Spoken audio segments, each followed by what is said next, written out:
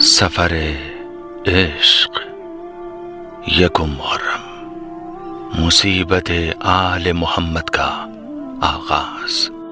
پہلی محرم اہل بیت علیہم السلام کی مصیبت کا آغاز ہے کہ جس دن تمام انبیاء، فرشتے اور آپ کے چاہنے والے غمگین ہو جاتے ہیں۔ ایک روایت کے مطابق ہر سال یکم محرم سے یوم عاشوراء تک سید الشہداء امام حسین علیہ السلام کی پارا پارا قمیص کو عرش الہی پر آویزاں کیا جاتا ہے اور پورے عالم پر غم و حزن طاری ہو جاتا ہے۔ ریان بن شبیب کہتے ہیں، میں پہلی محرم کو امام علی رضا علیہ السلام کی خدمت میں شرف یاب ہوا۔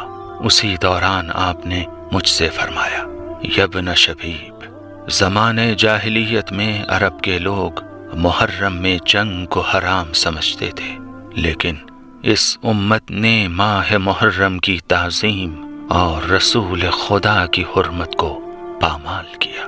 اس مہینے میں انہوں نے ہمارے خون کو حلال سمجھتے ہوئے ہماری حرمت کو پامال کیا، ہمارے بچوں اور عورتوں کو اسیر بنایا، ہمارے خیموں کو آگ لگائی اور ہمارا سارا سامان لوٹ لیا۔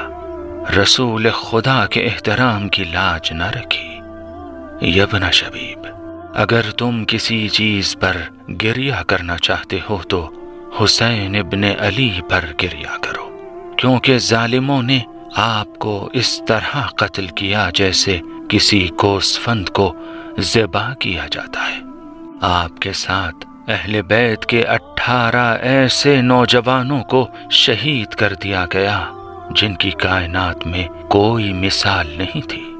7 آسمانوں اور زمینوں نے ان کی شہادت پر گریہ کیا۔